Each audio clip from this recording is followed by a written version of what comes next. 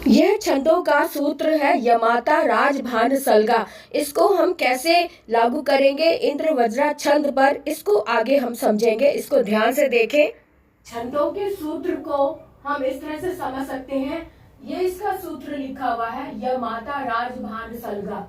यमाता राज भान सलगा ये छंदों का एक सूत्र है जिसके आधार पर हम मात्राएं गिनते हैं और साथ में वर्णों को गिनते हैं। तो कैसे गिनते हैं वर्णों को गिनना बाद में देखेंगे।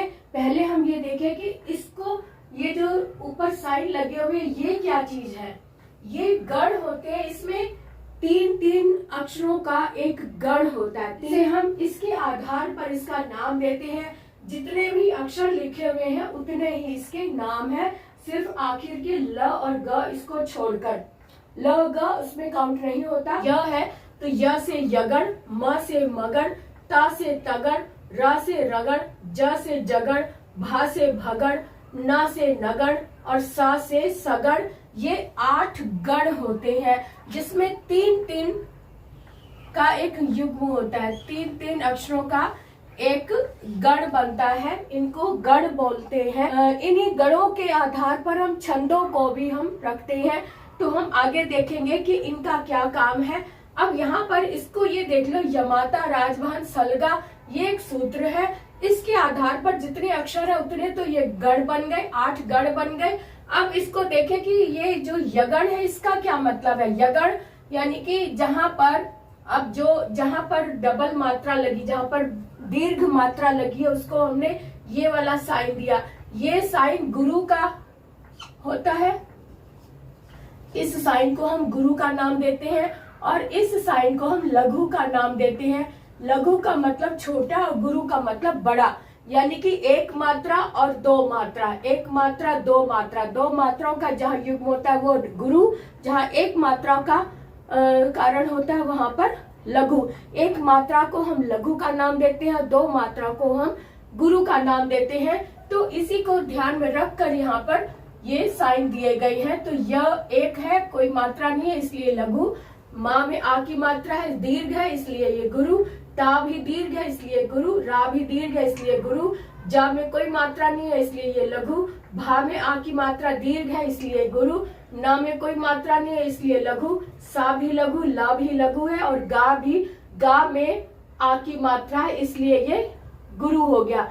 लेकिन ये जो ल है ये लगा, इसको मैंने इसलिए क्रॉस किया है क्योंकि जो 3 अक्षरों का जो गण बनता है उसमें आखिर के 2 अक्षर काउंट नहीं होते क्योंकि स से सलगा बनता है। स में ही ये तीनों जुड़ जाते हैं, इसलिए इनको लगाने के लिए आगे और चाहिए, इसलिए 2 अक्षरों का नहीं 3 अक्षरों का गण होता है, इसलिए इसको नहीं काउंट किया गया। एक बात और देख लो, समझ लो कि जो आज हम इंद्र वज्रा सीखने जा रहे हैं, इंद्र वज्रा का जो लक्षण होता है वो है तगड़ तगड़ जगड़ और 2 गुरु। क्या पहला क्या है तगड़ तगड़, और तगड़ तगड़ का मतलब 2 तगड़। ये जो तीसरे नंबर पर तगड़ है, तगड़ का साइन होता है ये 2 गुरु। यानी कि ये जो एक बार और समझा दूं कि यगड़ में ये यगड़ यानी एक लघु और 2 गुरु यगड़ में होते हैं। एक लघु और 2 गुरु यगड़ में होते हैं। मगड़ में तीनों ही गुरु होते हैं। तगड़ में 2 गुरु और 1 लघु होता है। तगड़ में 2 गुरु और 1 लघु होता है। और हमारा जो इंद्र वज्रा है उसमें भी हमने देखा कि उसमें 2 तगड़ होते हैं। यानी कि 2 बार ये 2 गुरु, शुरू में 2 गुरु और 1 लघु, 2 गुरु और 1 लघु का एक उसमें साइन दिया होता है, जिसके कारण हम समझ सकते हैं कि यहाँ पर इंद्र वज्रा छंद है। और उसमें एक जगड़ का साइन होता है ये 1 लघु, 1 गुरु और 1 लघु, 1 गुरु 1 लघु और 1 गुरु। ज से जगड़ है ना, तो जगड़ में ये साइन होता है। तो जो इंद्र वज्रा है उसमें 2 तगड़, 1 जगड़ और अंत में 2 गुरु, ये उसका लक्षण है, ये उसकी पहचान है। तो इसके आधार पर जब हम वो समझेंगे इंद्र वज्रा, तब आप इसका ध्यान रखना कि हमने ये बताया था कि 2 तगड़, 1 जगड़ और 2 गुरु ये क्या चीज है। इसको ध्यान में रखते हुए हम वो सीखेंगे। आगे देखते हैं। कि इंद्रवज्रा छंद का लक्षण और इंद्रवज्रा छंद का उदाहरण क्या है। आज हम इंद्रवज्रा छंद के बारे में डिटेल में बात करेंगे। सबसे पहले हम देख लें कि इसका परिचय क्या है। इंद्रवज्रा छंद का परिचय इस तरह से है, इसमें तगण, तगण, जगण और गुरु यानी कि 2 तगण होते हैं शुरू में। जिस श्लोक में पहले 2 तगण, तगण तगण और उसके बाद 1 जगण होता है, उसके बाद लास्ट में अंत में 2 गुरु होते हैं, ऐसे श्लोक को हम इंद्रवज्रा छंद के अंतर्गत गिनते हैं। इंद्रवज्रा छंद में 2 तगण, 1 जगण और 2 गुरु होते हैं। इस तरह से इनकी मात्राओं को गिना जाता है। और ये एक वार्णिक छंद है क्योंकि इसके वर्णों को गिना जाता है और वर्णों में सिर्फ वर्ण ही गिने जाते हैं, मात्रा अलग गिनी जाती है और वर्ण अलग। 2 बातें यहाँ पे ध्यान रख लो कि वर्ण 11-11 होते हैं, हर एक ये 4 चरण होते हैं, 1 2 3 4। ये उदाहरण है, जो ये उदाहरण है, इसके 4 चरण है, 1 चरण, 2 चरण, 3 चरण और 4 चरण। चारों चरणों में 11-11 वर्ण होते हैं, मात्रा नहीं वर्ण। और वर्णों में जब आधा अक्षर जो होता है वो नहीं गिना जाता, वर्णों में आधे अक्षर को नहीं गिना जाता, पूरे अक्षर को गिना जाता है। इस बात का आप ध्यान रखेंगे। कैसे, ये देख लेते हैं कि वर्णों को कैसे गिना जाए। ये अ है, ये 1 हो गया। थ, ये जो र है इसको नहीं गिनेंगे क्योंकि ये आधा है, तो इसलिए 1 2, ये 3, ये 4, ये 5 6 7 8 9 10 और ये 11। तो ये 11 वर्ण है जिसको हम वर्ण गिन रहे हैं, वर्ण। ठीक है। उसके बाद देखो ये ता, 1 वर्ण, 2 वर्ण, 3 वर्ण, इसमें द और य 2 वर्ण मिले हुए, लेकिन इसको हम गिनेंगे 1 में ही क्योंकि आधे वर्ण को हम नहीं काउंट करते हैं। तो 1 2 3 4 5 6 7 8 9 10 और ये 11। तो यहाँ पर भी 11 वर्ण है। उसके बाद देखो ये 1 2 3 4 5 6 7 8 9 10 और ये 11। तो यहाँ पर भी 11 वर्ण है। लाइन में भी देख ले, 1 2 3 4 5 6 7 8 9 10 और ये 11। तो अंतिम चरण में भी 11-11 मात्राएं हैं। ये बात क्लियर हो गई। चारों चरणों में 11-11 वर्ण है, ये वर्ण है 11-11। ठीक है, ये 11-11 वर्ण है। और अब हम देखें कि ये तगण, तगड़, जगण, गुरु ये क्या है, इनको कैसे गिना जाए। ये मात्राओं के आधार पर इन्हें गिना जाता है। अब देखो यहाँ पर अ और र, जो आधा र है वो अपने से पहले वाले वर्ण के साथ काउंट होता है, और जहां पर आधा वर्ण भी काउंट होता है उस वर्ण को हम गुरु यानी कि 2 मात्राओं के साथ गिनते हैं। क्योंकि इस अ में र मिला हुआ है इसलिए हम इसको गुरु मानेंगे। और जो ओ की मात्रा है, ए ऐ ओ औ, ये 4 वर्ण जो है ये संयुक्त वर्ण है। इसमें संयुक्त का मतलब है कि इसमें 2-2 वर्ण ऑलरेडी हैं, इसलिए इन चारों वर्णों को हम 2-2 मात्राओं के आधार पर गिनेंगे, अर्थात लघु नहीं गुरु मानेंगे। इन चारों वर्णों को हम गुरु मानेंगे। कैसे, अब ये ओ की मात्रा है तो इसे भी हमने गुरु मान लिया। ही यहाँ पर छोटी ई की मात्रा है इसलिए ये लघु हो गया। ये का के साथ न जुड़ा हुआ है इसलिए ये गुरु हो गया। य में आ की मात्रा है, दीर्घ मात्रा है, इसलिए ये गुरु हो गया। अब यहाँ पे प और र दोनों में ही कोई मात्रा नहीं है, अर्थात ये ह्रस्व स्वर में काउंट होगा, इसलिए हम इसे अब गुरु में नहीं बल्कि लघु में काउंट करेंगे।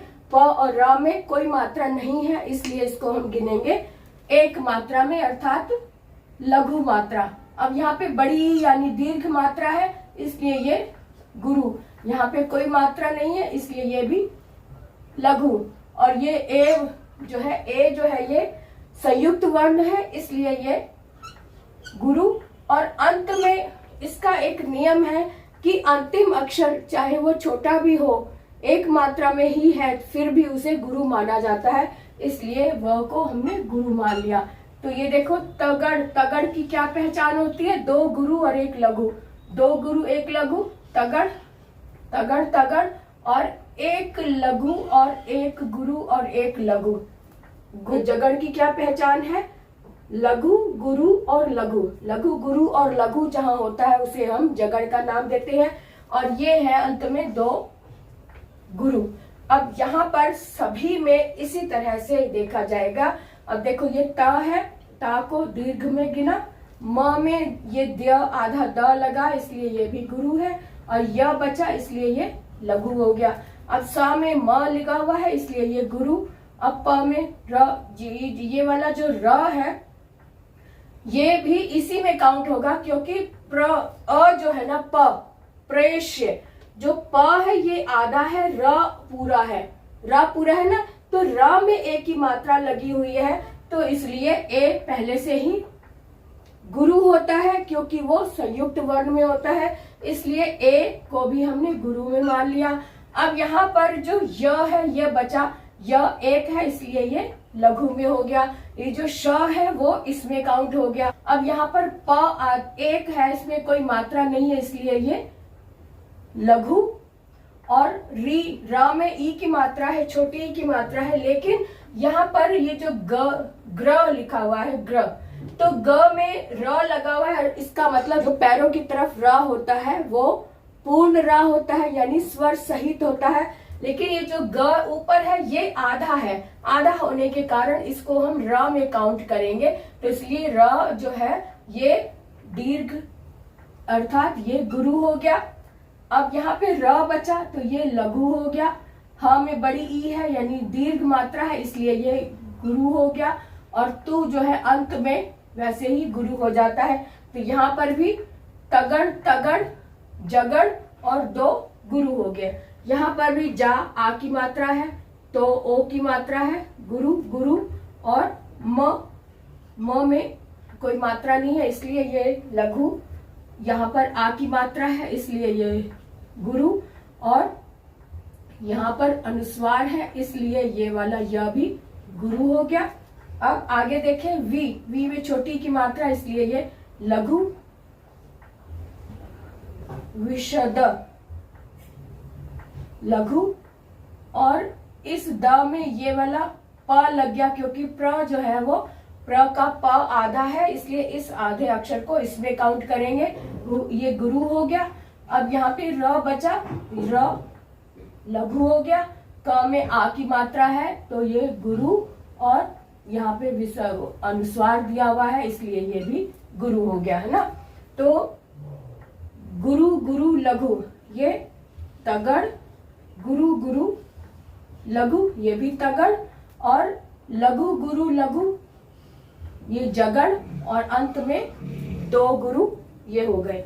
अब यहाँ पर भी देख ले प्र, प्र में जो प्र है यानी कि र है, ये पा तो आधा है, र में ये वाला आधा ता मिला हुआ इसलिए ये गुरु हो गया है ना।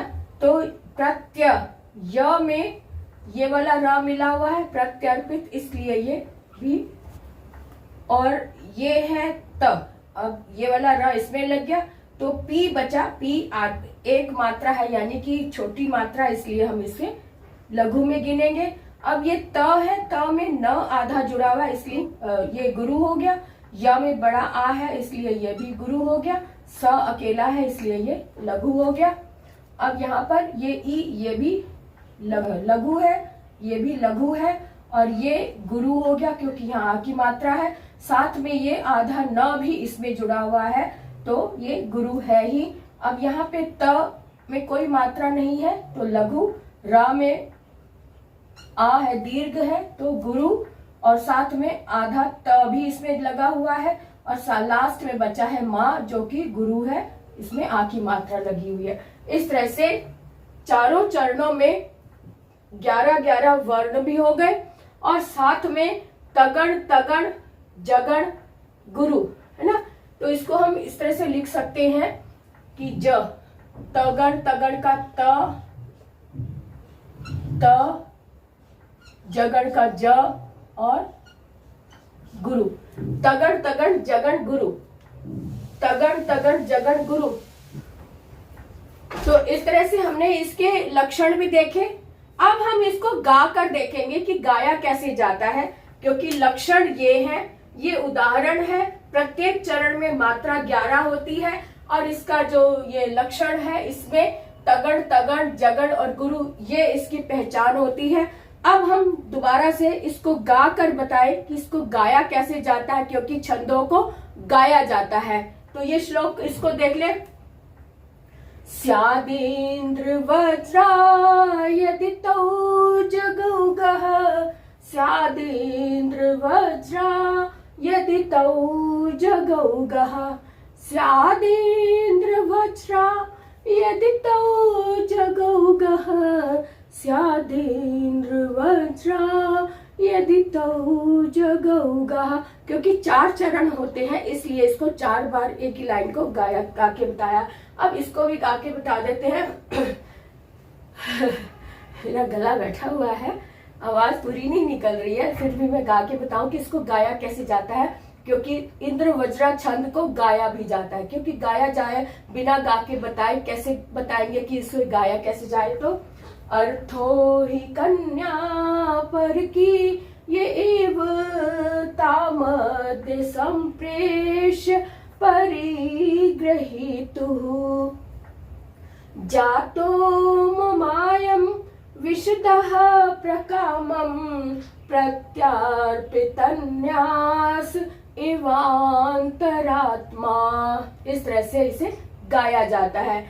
अब बात करें कि ये तो हो गया इंद्र वज्रा, है ना, और जो एक उपेंद्र वज्रा है, समझो कि ये दोनों सगे भाई हैं। ये छोटा भाई है, वो बड़ा भाई है, या इसे बड़ा भाई मान लो, उसे छोटा भाई मान लो। बहुत ही हम शक्ल है, एक तरह से जुड़वा भाई है। जुड़वा भाई में थोड़ा सा फर्क तो होता है ना, तो यहाँ भी बहुत ही छोटा सा बिल्कुल एक बिंदु जितना अंतर है। वो क्या अंतर है वो भी देख ले। अब यहाँ पर सब में अभी हमने देखा कि इसके 4 चरण होते हैं। उपेंद्र वज्रा में भी 4 चरण होते हैं। इसमें भी हर एक चरण में 11 वर्ण होते हैं, वहां पर भी 11 वर्ण होते हैं। यहाँ पर इसकी पहचान लक्षण ये है कि तगड़ तगड़ जगड़ गुरु ये होता है, लेकिन वहां पर सिर्फ इतना सा है कि ये जो तगड़ है इसके स्थान पर हम जगड़ तगड़ जगड़ गुरु, और वो जगड़ कैसे बनेगा, जो पहला ये है गुरु, इसके स्थान पर अगर हम लघु लगा दें तो ये उपेंद्र वज्रा बन गया। और उपेंद्र वज्रा का श्लोक क्या होगा, यानी कि उसका उदाहरण क्या होगा वो भी मैं बता दूं। आपने भी खूब सुना होगा। उपेंद्र वज्रा का उदाहरण है गजाननं भूतगणादिसेवितं कपित्थ जम्बू फलचारु भक्षणम् उमासुतं शोक विनाशकारकं नमामि विघ्नेश्वर पाद पंकजम। ये गणेश जी का श्लोक जो है ये उपेंद्र वज्रा का उदाहरण है। तो आपने देखा कि इंद्र वज्रा को कैसे समझे, इंद्र वज्रा का परिचय भी देख लिया और उपेंद्र वज्रा का भी परिचय देख लिया। अब आप इसको अलग अलग तरीके से समझ सकते हैं। अब मैं अगले वीडियो में उपेंद्र वज्रा के ऊपर अलग से लक्षण, छंद और उदाहरण के साथ आऊंगी। तब तक आप इसे समझें, इसका अभ्यास करें, बार बार इसे वापस देखें। इसी वीडियो को अगर आप बार बार देखेंगे तो इंद्र वज्रा तो समझ में आ ही रहा है, उपेंद्र वज्रा छंद को भी आप बहुत अच्छे से क्रम से समझ पाएंगे। तो आज के लिए इतना ही। मुझे कमेंट जरूर करें।